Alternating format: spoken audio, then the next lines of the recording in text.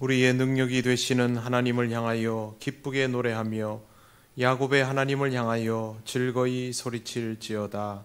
아멘. 찬송가 17장 하나님께 찬양드립니다.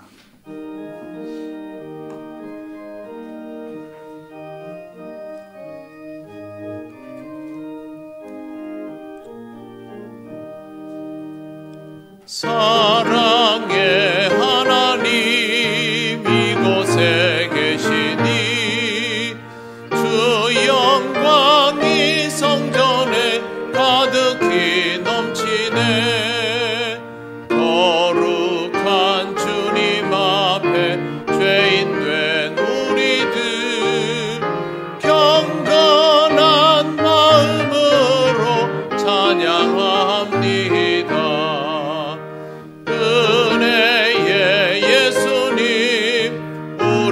죄인하여 속죄의 큰 사랑을 이루어 주셔서 율법의 멍에에서 해방해 주시니 복음의 자유 누림 감사합니다.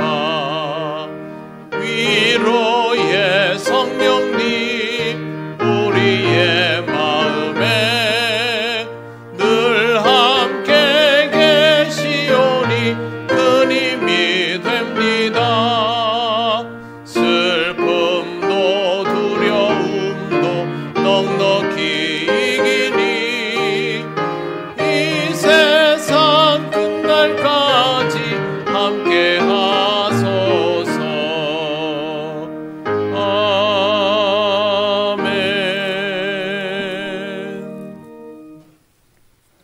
성시교독 118번입니다.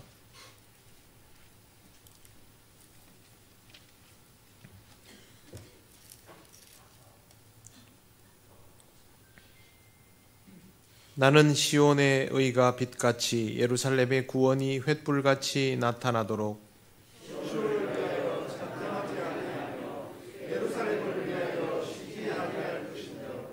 이방 나라들이 내 공의를 뭇 왕이 다 내 영광을 볼 것이요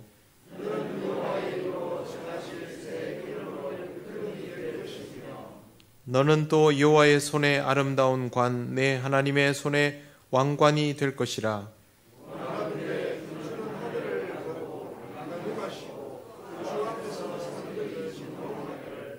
불이 섭을 사르며 불이 물을 끓임 같게 하사 주의 원수들이 주의 이름을 알게 하시며 이방 나라들로 주 앞에서 떨게 하옵소서.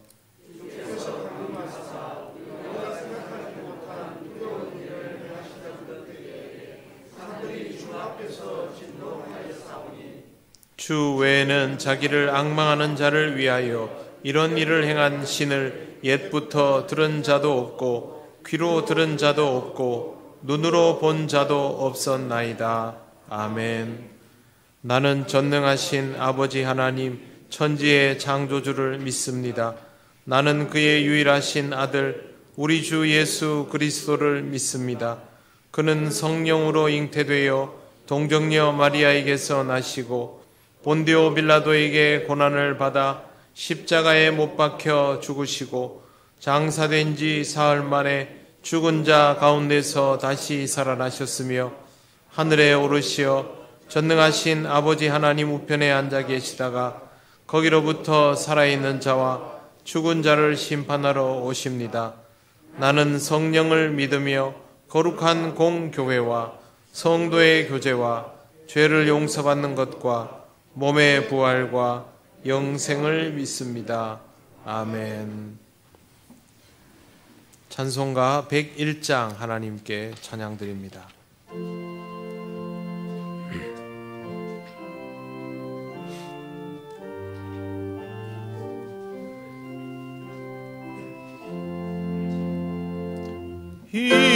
이새의 뿌리에서 새싹이 돋아나 예선지 노래대로 장미꽃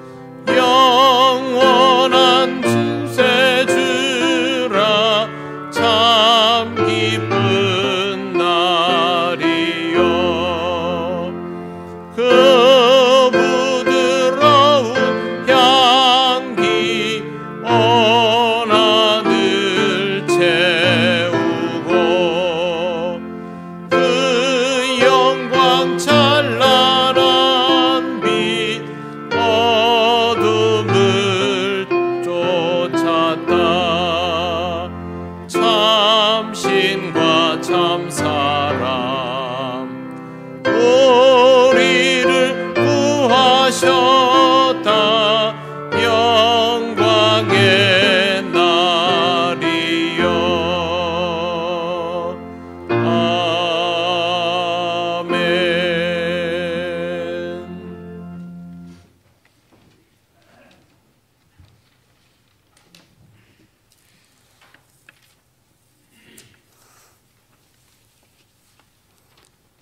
전능하신 하나님, 올 한 해 동안 지켜주시고 인도해 주신 은혜에 무한 감사드립니다. 한 주일의 첫날 주님의 날에 저희를 사랑하사 이렇게 예배드릴 수 있도록 불러주시니 또한 감사합니다. 대림절 마지막 주일을 우리에게 허락하신 주님, 지난 한 주간 주님 말씀에 순종하기보다는 우리의 정욕과 욕망에 이끌려 땅의 것에 얽매여 주님의 영광을 가리울 때가 많았음을 고백하오니 용서하여 주시옵소서. 이 시간 예배드리는 모든 성도들이 돌박과 가시박 같은 옛 사람은 십자가에 못 박게 하시고 속사람이 변화되어 아벨이 드린 산 제사처럼 하나님을 기쁘시게 하는 예배를 드릴 수 있도록 인도하여 주시옵소서. 말세의 때가 이르면 사람들은 자기를 사랑하고 돈을 사랑하며 교만하여지고 부모를 거역하고 감사치 아니하며 배반한다고 하였습니다.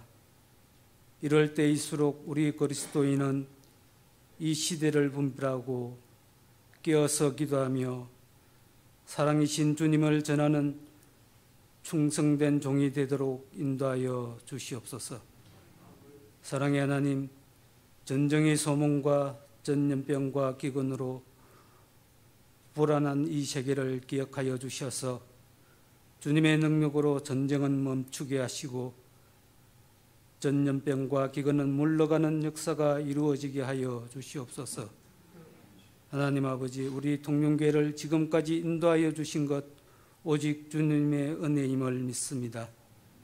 주님께서 우리 교회에게 맡기신 사역과 사명인 하나님 사랑, 이웃 사랑을 최선을 다하여 이루어 나갈 수 있도록 모든 성도들이 기도와 헌신으로 나아가게 하여 주시옵소서.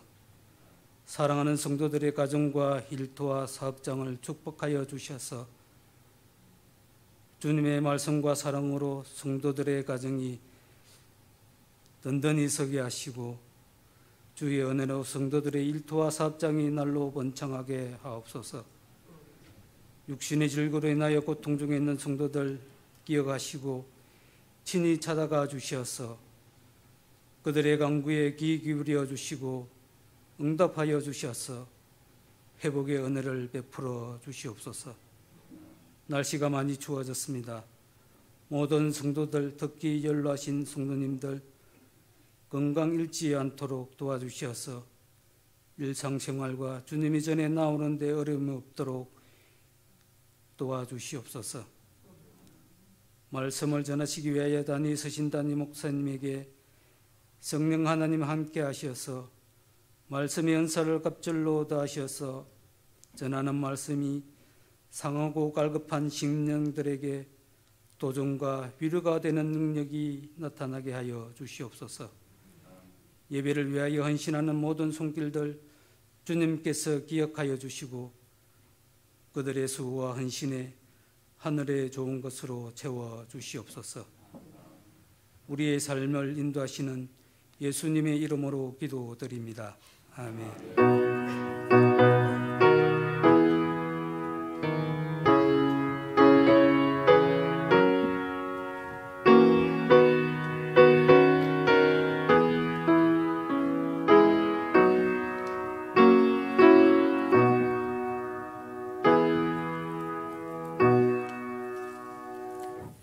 하나님 말씀 누가복음 1장 67절에서 80절입니다.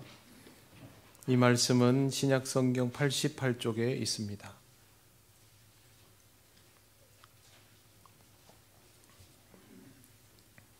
1장 67절에서 80절 말씀을 봉독합니다.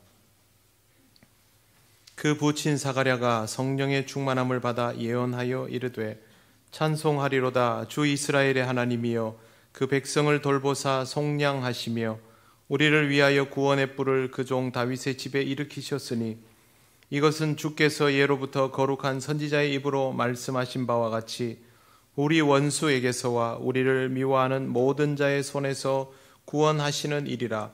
우리 조상을 긍휼히 여기시며 그 거룩한 언약을 기억하셨으니 곧 우리 조상 아브라함에게 하신 맹세라.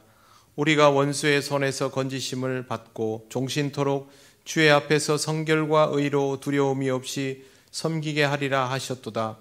이 아이여 내가 지극히 높으신 이의 선지자라 일컬음을 받고 주 앞에 앞서가서 그 길을 준비하여 주의 백성에게 그 죄사함으로 말미암는 구원을 알게 하리니 이는 우리 하나님의 긍휼로 인함이라.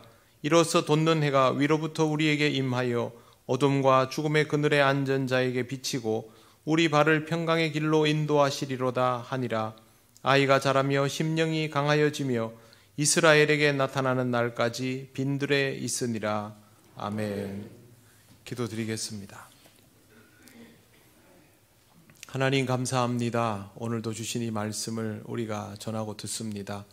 우리 모두에게 성령께서 감동 주셔서 온전히 듣고 깨닫는 은혜의 시간이 되게 하옵소서. 예수님 이름으로 기도드립니다. 아멘. 우리나라 국어 사전에 예언이라는 말이 두 가지로 설명이 되어 있습니다. 이 둘은 한자가 다릅니다. 하나는 앞에 올 일을 미리 말하는 것이고 다른 하나는 신탁을 받은 사람이 신의 말을 듣고 신의 의지를 사람에게 전하는 것을 뜻합니다. 보통 우리는 예언이라는 말을 앞일을 미리 말하여 주는 것이다 라고 생각합니다. 그리고 이렇게 받아들이고 싶어 합니다. 하지만 성경에 나오는 예언은 모두 미리 예를 쓰지 않고 맡길 예를 쓰고 있습니다. 그것은 히브리어 또 헬라어 성경에 나오는 모든 표현들이 하나님의 뜻을 전해받은 자가 사람들 앞에서 말하는 것, 하나님의 뜻을 말하는 것을 예언이라고 하고 있기 때문입니다. 영어에 나오는 prophet이라는 이 표현도 사람들 앞에서 말하는 것이지 앞날을 말하는 것이 아닙니다. 앞날을 말하는 것은 foreteller라고 하는데 전혀 의미가 다릅니다.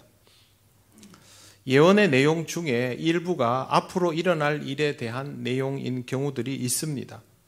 그러면 사람들이 이것도 저것도 포함되어 있으면 다 그게 그거 아닙니까? 라고 생각하기도 합니다. 하지만 그렇지 않습니다. 하나님이 맡겨주신 말씀 중에 앞으로 일어날 일에 관한 내용들이 일부 포함되어 있지만 문제는 그 내용이 날과 시를 정확히 명시하거나 대상과 현상을 구체적으로 밝혀놓은 것이 아니기 때문에 직접 경험하기 전까지는 알 수가 없다는 데에 있습니다. 그 말은 그런 일이 일어날 것에 대한 예측이 불가능하다는 것입니다. 성경에 기록된 앞날의 일에 대한 기록들은 미리 예측해서 대응한 것들이 없습니다. 그 일들을 겪고 나서 하나님께서 선지자를 통해서 또 예수님을 통해서 그렇게 말씀하여 주셨다라는 사실을 나중에 깨닫고 있는 것이 인간의 한계입니다. 성경에 기록되어 있는 예언들이 예언을 할 당시에 문서화된 것이 아닙니다. 예언이 있고 그 예언에 응하는 사건이 있고 나중에 그것을 다 깨달은 이후에 예언의 시점에 맞게 성경에 기록해 둔 것입니다. 실질적으로 예언이라는 것은 신탁을 받은 것이든 앞날의 일에 대한 이야기이든 우리에게 남겨지는 것은 결국 하나님의 메시지밖에 없습니다. 하나님의 뜻만 우리에게 고스란히 전달이 되는 것입니다. 이것이 예언의 실체이고 또 우리가 느낄 수 있는 무게입니다. 오늘 말씀에도 사가랴가 성령의 충만함을 받아서 예언하는 내용입니다. 내용을 보면 이러합니다. 67절 보시면 그 부친 사가랴가 성령의 충만함을 받아 예언하여 이르되, 우리는 그가 성령의 충만함을 받았다라는 사실에 주목합니다만 그가 성령 받기 이전에 사건이 있었습니다. 엘리사벳이 해산할 기한이 되어서 아들을 낳습니다. 모두의 축복 가운데 태어난 아이의 이름을 아버지의 이름을 따서 사가랴로 지으려고 집안 사람들이 이야기를 하자 아이의 어머니가 요한이라고 지어야 한다라고 말합니다. 아이 엄마의 말은 곧 친족의 반대에 부딪히게 됩니다. 친족 중에는 요한이라는 이름이 없기 때문입니다. 결국 친족은 아이의 아버지에게 몸짓으로 이름을 뭐라고 지어야 하겠느냐라고 묻고 그때 사가랴가 서판을 가지고 와서 거기에다가 요한이라고 씁니다. 엄마도 요한이라고 하고 아빠도 요한이라고 하니 사람들이 놀랍니다. 바로 이 순간이 하나님께서 사자를 통하여 사가랴와 엘리사벳에게 말씀하신 그대로를 이 부모가 따랐던 장면입니다. 그때 닫혔던 사가랴의 입이 열렸습니다. 사가랴는 지체하지 않고 하나님을 찬송하며 이 소문은 온 유대 산골에 퍼졌다고 기록되어 있습니다. 그 다음에 사가랴가 성령의 충만함을 받은 것입니다. 성령의 충만함은 그냥 받아지는 것이 아닙니다. 인생이 그릇이 될 때 내용물이 채워지는 것처럼 성령의 충만함이 그때 이루어집니다. 성령의 충만함을 받기 위해서는 내가 성령 임재를 받을 수 있는 그릇이 되어야 합니다. 지금까지 사가랴가 경험했던 모든 과정이 바로 성령의 임재를 받을 수 있는 그릇이 되어가는 과정이었음을 알 수 있습니다. 성령 충만함을 받고 싶다면 그냥 받고 싶다라고 할 것이 아니라 하나님께 내 삶을 맡기며 성령 충만함을 담을 수 있는 그릇이 되어야 합니다. 하나님은 우리 인생을 성령을 받을 그릇이 되도록 만드시는 분입니다. 그러므로 여러분도 성령의 충만함으로 살아가고 싶다면 성령께서 내게 부어주실 때에 그것을 담을 수 있는 그릇이 되게 해달라고 먼저 구하고 하나님께서 이끄시는 삶을 잘 따르시기를 바랍니다. 68절입니다. 찬송하리로다 주 이스라엘의 하나님이여 그 백성을 돌보사 속량하시며 하나님은 백성을 돌보사 속량하시는 분입니다. 그렇기 때문에 찬송을 받기에 합당하신 것입니다. 하나님의 손길로 속량받는 인생은 하나님을 찬송하여야 합니다. 하나님이 아니시면 속량할 수 없는 일이 내게 이루어져서 내가 죄인의 몸이 아닌 자유인이 된 것이라면 그것이 얼마나 기쁘고 즐거운 일이겠습니까? 우리에게 일어나는 가장 기쁘고 즐거운 일 인하여 하나님을 찬송하는 것은 당연합니다. 그래서 사가랴는 찬송하리로다라고 말하고 있는 것입니다.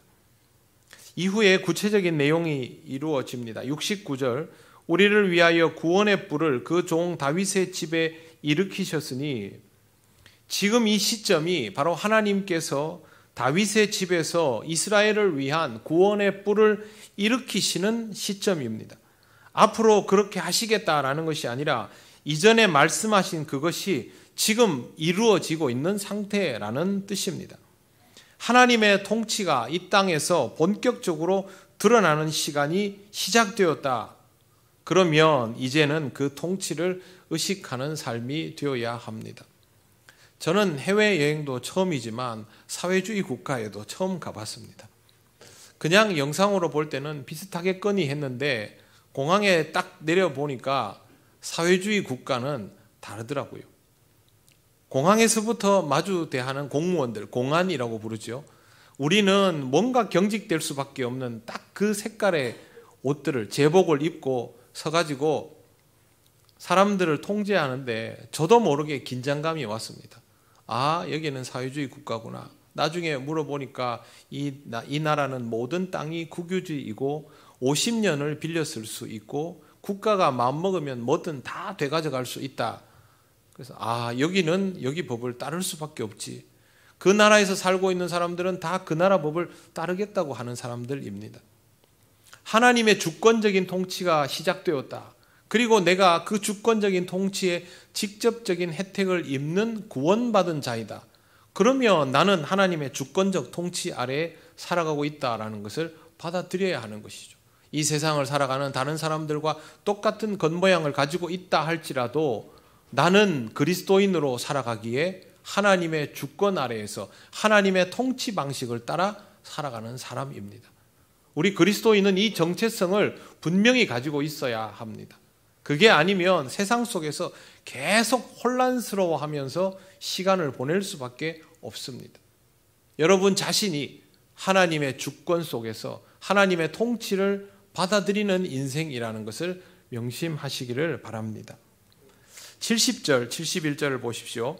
이것은 주께서 예로부터 거룩한 선지자의 입으로 말씀하신 바와 같이 우리 원수에게서와 우리를 미워하는 모든 자의 손에서 구원하시는 일이라. 지금 일어나고 있는 일이 어떤 의미인지를 사가랴는 말해주고 있습니다. 그런데 이 일은 선지자로부터 일찌감치 예언되었던 일입니다. 다만 이 시점이 언제일지 알 수 없었기 때문에 타이밍을 맞춰서 기다릴 수도 없었던 것이고 이스라엘 사람들도 기다리다가 지치고 스스로 변질되고를 반복해 왔습니다. 그러면 이 말씀은 어떻게 받아들여야 할까요? 하나님의 통치가 시작된다. 하나님의 구원 역사가 시작된다. 그게 언제인지를 모른다. 하나님의 말씀은 받아들이는 사람의 입장에서는 언제나 현재형일 수밖에 없습니다.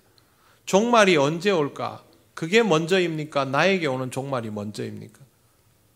그동안 인류의 역사에서는 나에게 오는 종말이 항상 먼저였습니다. 그런데 문제는 그때가 언제인지 전혀 모른다는 것이죠. 때를 모른다는 것은 항상 의식하고 있어야 한다라는 뜻입니다. 결국 하나님의 말씀을 받아들이는 입장에서는 하나님의 뜻이 하나님의 통치가 언제든지 현재적으로 받아들일 수밖에 없다는 것이죠. 구원도 마찬가지입니다. 하나님의 역사는 바로 지금 우리를 구원하시는 사건입니다. 내가 이미 구원을 받았는데 우리는 늘 구원과 죄 사이에서 갈등하는 존재이니까 하나님의 구원 역사가 우리에게 이미 이루어졌고 계속해서 이루어지고 있다는 사실을 의식하고 있어야 하는 것입니다. 72절을 보십시오. 우리 조상을 긍휼히 여기시며 그 거룩한 언약을 기억하셨으니 여기에는 시간의 경과가 보입니다. 우리 조상을 긍휼히 여기시며 하나님은 오래전부터 이 민족을 긍휼히 여겨 오셨습니다.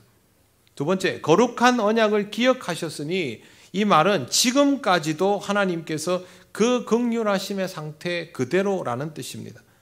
인간은 하나님의 긍휼함을 입고서도 그것에 대한 감사를 잊어버리고 자꾸만 죄의 자리로 나아갔지만 하나님은 처음부터 지금까지 변함없이 이 민족을 긍휼히 여기시는 분임을 사가랴가 말하고 있는 겁니다. 미래에 대한 것이 아니죠. 지금 하나님의 의도가 무엇인지를 알려주고 있습니다. 인간의 망각에도 불구하고 하나님의 긍휼하심은 변함이 없다. 이게 하나님의 메시지입니다. 예언자는 바로 이걸 전하는 사람입니다. 실제로 하나님은 아브라함에게 맹세하셨고 그 이후부터 지금까지, 즉 사가랴가 이렇게 예언을 하는 순간까지도 지키시고 인도하셨습니다. 그리고 이 땅에 그리스도를 보내셔서 이제 구원하십니다.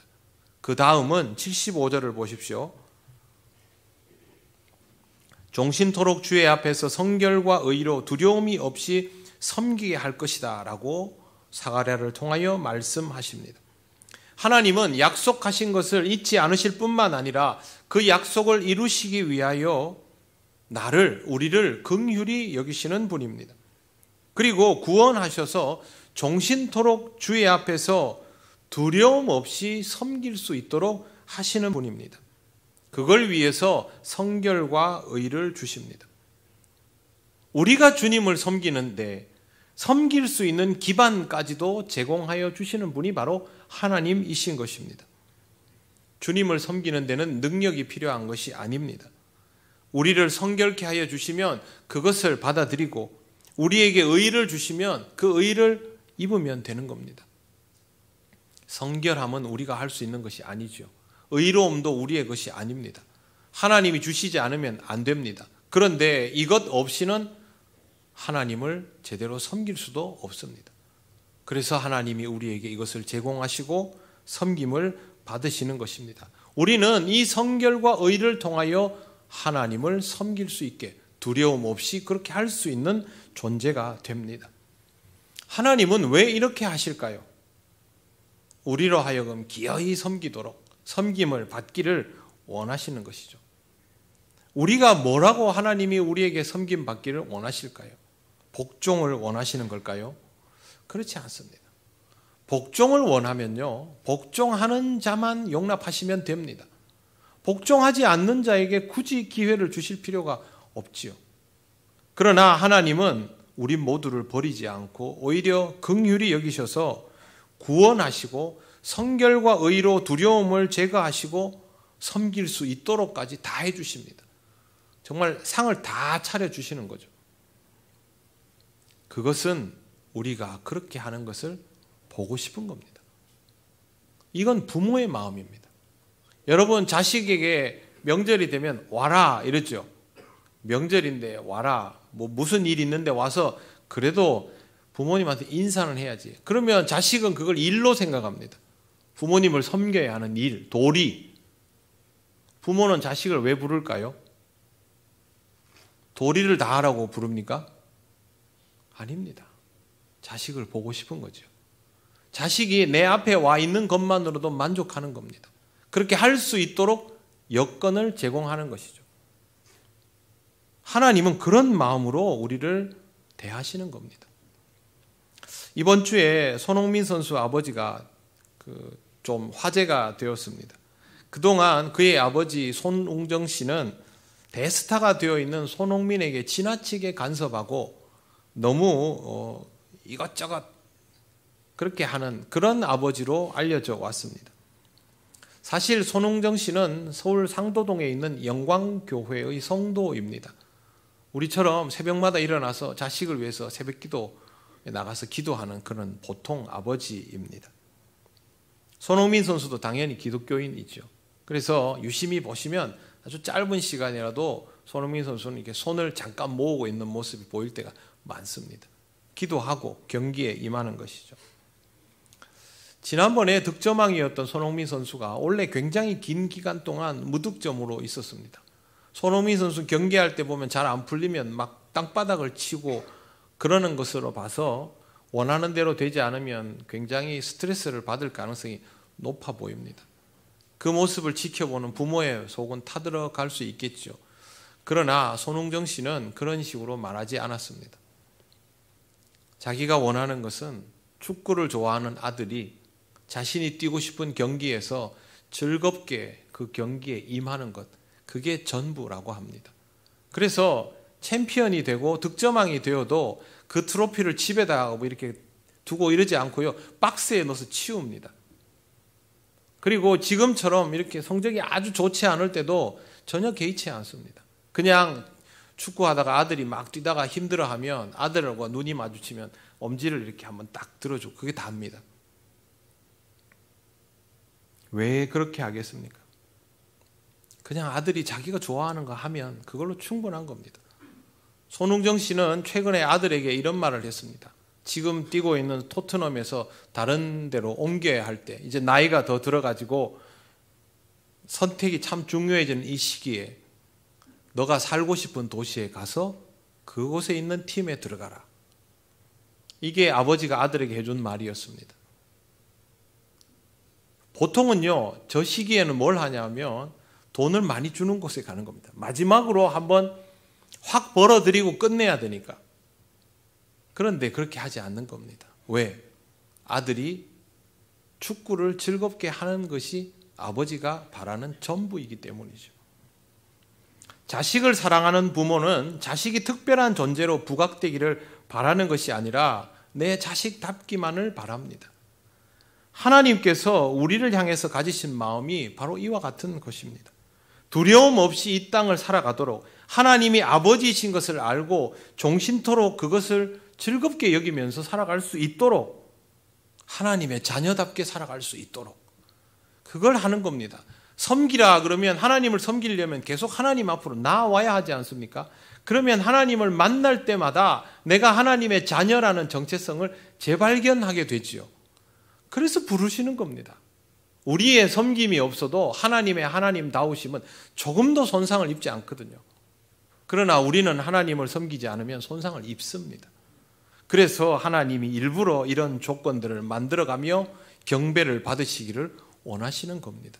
우리가 하나님께 제대로 경배를 드릴 수 있을 때 하나님의 자녀로서의 정체성이 지켜진다는 것, 이것을 우리는 잊지 말아야 합니다. 이것 때문에 하나님은 독생자 예수 그리스도를 이 땅에 보내셔서 십자가까지 지게 하셨습니다. 하나님은 정말 우리가 이 땅을 하나님의 자녀답게 하나님의 주권 속에서 기뻐하고 즐거워하며 살아가는 것을 보기를 원하시는 겁니다. 이런 인생의 의미를 알아가면서 하나님의 기뻐하심을 경험하는 삶이 되시기를 바랍니다. 그냥 교회를 왔다 갔다 하고 그리스도인이 되었으니까 의무를 해야지, 그게 아니라 하나님을 정말 기쁘게 만날 수 있는 그런 삶을 살아가시기를 바랍니다. 이제 요한에 대한 예언이 이어집니다. 76절을 보십시오. 이 아이여, 내가 지극히 높으신 이의 선지자라 일컬음을 받고 주 앞에 앞서가서 그 길을 준비하여. 요한은 이 구원 사건의 모든 과정을 위한 사실상의 첫 단추였습니다. 여러분, 단추를 이렇게 채우면, 단추가 다 채워지면요, 첫 단추를 의식하지 않습니다. 그때부터는 온 매무새만 보지요. 맞았으면 된 거 아닙니까? 그런데 이 첫 단추가 잘못 끼워지면 온 매무새는 맞을 수가 없습니다. 그만큼 첫 단추는 주목하지 않더라도 중요할 수밖에 없는 것이죠. 요한의 역할은 그래서 중요한 것입니다. 사가랴는 요한의 사역이 어떤 것인지 똑똑히 전합니다. 77절, 주의 백성에게 그 죄사함으로 말미암는 구원을 알게 하리니. 그런데 사가랴가 여기에서 다시 이 말을 합니다. 78절, 이는 우리 하나님의 긍휼로 인함이라. 이는 우리 하나님의 긍휼로 인함이라. 하나님께서 사가랴의 예언을 통하여 정말로 표현하고 싶은 것은 바로 이 긍휼하심입니다. 부모의 마음, 아버지의 마음, 어머니의 마음. 내가 너희를 사랑하기 때문에 이렇게 일을 벌린 것이다. 내가 너희를 사랑하기 때문에 기어이 이렇게 한 것이다. 내가 너희를 사랑하기 때문에 잊지 않고 이 약속을 이행하고 있는 것이다. 그거를 알아야 한다라고 지금 사가랴를 통하여 말씀하시는 것입니다.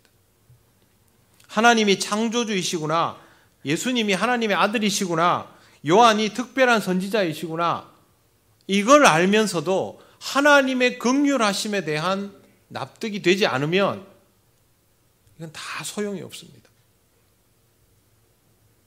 정말로 중요한 것은 이 모든 것들이 하나로 꿰어질 수 있도록 하나님의 역사가 나를 위한 것임을 아는 것입니다.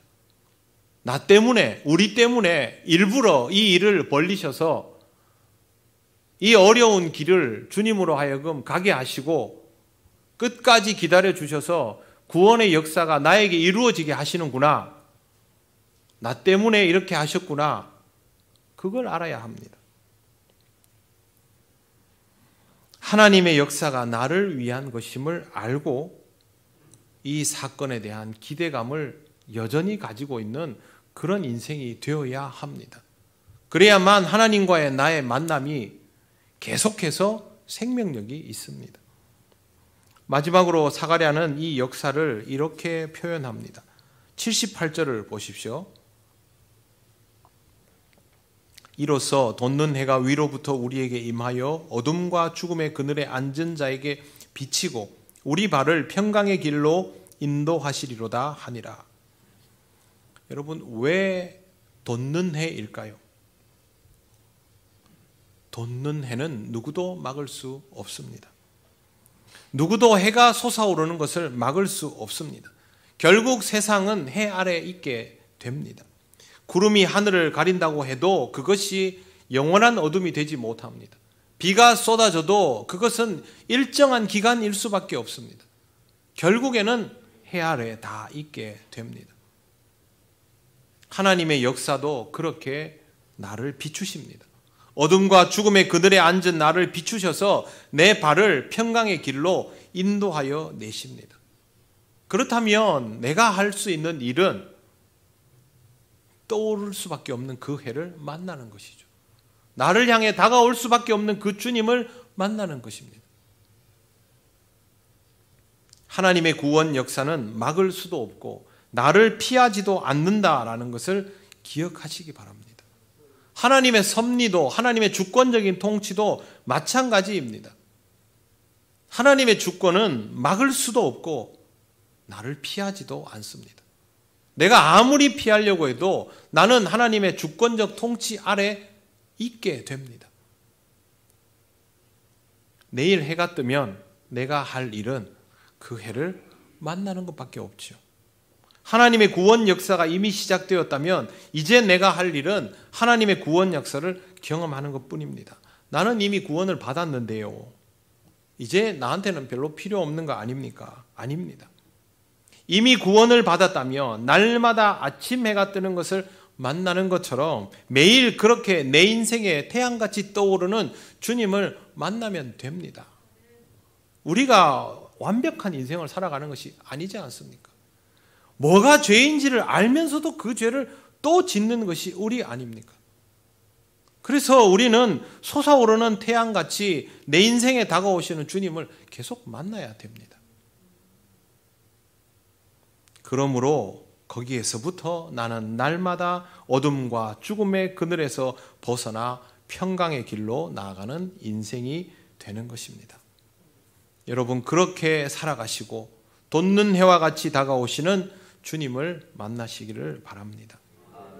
기다림은 만남을 위한 것이죠. 대림절 마지막 주간을 이런 만남에 대한 설렘으로 보내시기를 바랍니다. 산타클로스를 믿지 않아도 어린 시절 산타클로스를 기다렸던 마음은, 느낌은 다 여전히 기억하고 계실 겁니다. 나중에는 산타클로스가 아니고 아빠였다는 것, 엄마였다는 것을 알게 되었어도 기다렸지 않습니까? 왜? 내게 좋은 것을 주시니까. 그게 어떻든 상관없었습니다. 받을 수 있다는 설렘이 있었거든요. 주님은 우리에게 가장 귀한 것을 주시는 분입니다. 진짜 산타클로스는 주님이시죠. 그러면 그 설렘이 지금 주님을 만나는 이 기다림의 시간을 보내는 우리에게 있는 것이 당연하지 않겠습니까? 그런 마음이 없다면 내가 주님을 어떻게 의식하는가? 지금 이 기다림의 시간은 나에게 무슨 의미인가를 한 번 더 생각해 보아야 합니다. 이제는 어린 시절 그 마음으로 주님을 다시 기다리시기를 바랍니다. 예언을 통하여 긍휼하심을 표현하시는 하나님께 감사하고 이 한 주간을 행복한 기다림으로 채워나가시고 기쁨의 성탄을 맞이하시는 여러분 되시기를 바랍니다. 기도드리겠습니다. 하나님 감사합니다. 하나님의 은혜로 살아가며 하나님의 역사를 기다린다 하면서도 하나님의 주권 속에 있기를 부담스러워할 때가 참 많은 우리들입니다. 그러나 하나님께서 여전히 우리를 긍휼히 여기시니 다시 설레는 마음으로 주를 기다립니다. 주님을 만나는 기쁨이 우리에게 충만하도록 우리를 새롭게 하시고 인도하여 주옵소서. 예수님 이름으로 기도드립니다. 아멘. 찬송가 104장 찬양하시며 봉헌하시겠습니다.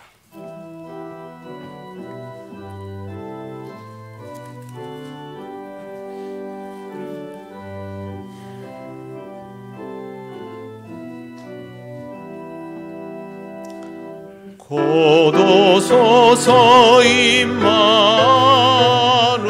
임마누엘 오구하소서 이스라엘 그 포로 생활 고달파 메시아 기다립니다. 기뻐하라 이스라엘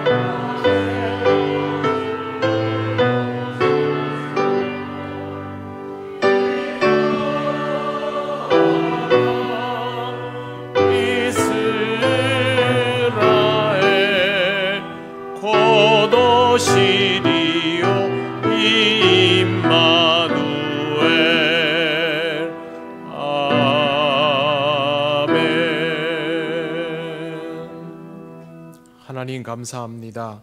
하나님 주신 은혜의 삶을 경험하며 이 시간 하나님 앞에 예물을 드립니다. 언제나 하나님께 기쁨으로 드릴 수 있는 믿음이 되도록 우리를 지켜 주옵소서. 다음 한 주간도 하나님의 은혜 속에 살아가기를 원합니다. 모든 가정 위에 필요한 것들을 채우시고 또한 그것을 지혜롭게 사용할 수 있도록 하나님께서 지혜와 명철을 더하여 주옵소서. 감사드리며 예수님 이름으로 기도드립니다. 아멘.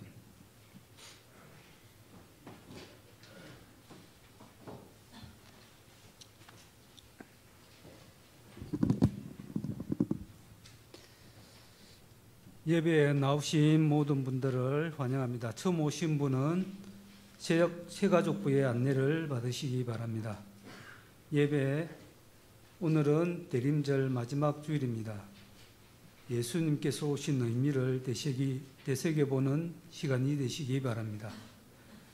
두 번째, 다음 주일 25일은 성탄 감사 예배로 드립니다. 온 가족 예배로 함께 드리는 예배가 되겠습니다. 기쁨으로 맞이하는 성탄절이 되시기 바랍니다. 성탄 축하 예배는 오후 찬양 예배 시간에 드립니다. 성탄 축하 행사에 참여하는 개인이나 기관은 박성용 장로님에게 문의해 주시고 또 알려주시기 바랍니다. 모임 기간 원래 오늘 2부 예배 후에 각 지정 장소에서 모임을 갖습니다. 모임을 가지시고 보고서는 사무실에 제출해 주시기 바랍니다. 안내, 성탄 사랑 나누기. 올해는 예년에 비해서 성금이 조금 저조한 상태입니다. 우리 성도님들 어려우신지는 알지만 각 기관과 구역 그리고 또 개인별로 기쁜 마음으로 적극적으로 동참해 주시기를 바라겠습니다. 기간은 다음 주일 25일까지이고 문의는 김부종 장로님께 해주시면 되겠습니다. 두 번째, 정기당회 다음 주일 2부 예배 후에 목양실에서 정기당회를 가지겠습니다. 12월 안내위원과 12월 함께 나눌 기도 제목은 주보를 참조해 주시면 되겠습니다. 감사합니다. 네, 우리가 코로나 기간 동안 구역 활동을 하지 않다 보니까 예전처럼 구역마다 성탄 사랑 나누기에 참여하던 부분들이 이루어지지 않아서 상대적으로 좀 아직은 모금이 좀 덜 된 상태입니다. 여러분 기도하시고 우리에게 조금 어려운 부분이 있다면 더 힘들어하는 분들이 많이 있다는 것을 생각하시고 즐거운 마음으로 참여를 해주시기를 바랍니다. 저는 기도해 주셔서 잘 다녀왔고요. 제가 여러분들한테 뭐 해드릴 게 없어서 다른 건 없고 커피 원두를 사왔습니다. 그래서 오늘 커피는 제가 쏩니다. 베트남이 그 원두 생산이 브라질에 이어서 세계 2위이고요. 실제로 커피 맛이 굉장히 좋았습니다. 식사하시고 몇 잔 드셔도 상관없으니까요. 마음껏 드시고 오늘 즐겁게 교제 나누는 주일이 되시면 좋겠습니다. 이제 자리에서 일어나셔서 예배드린 교우들과 인사 나누시겠습니다. 처음 오신 분들과도 인사하시겠습니다.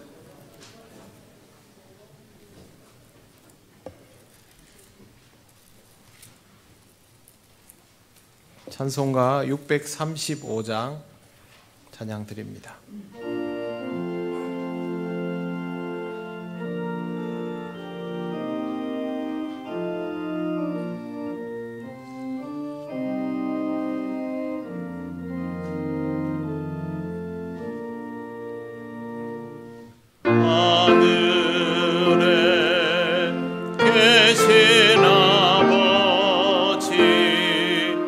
이름 거룩하사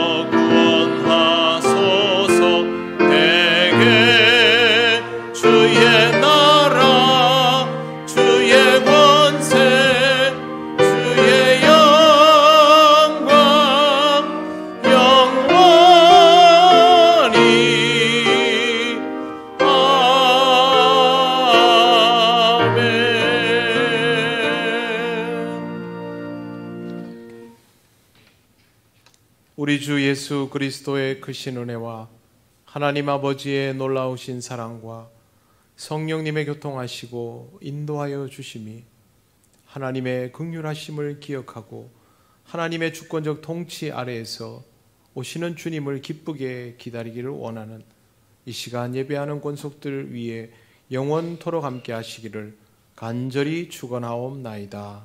아멘.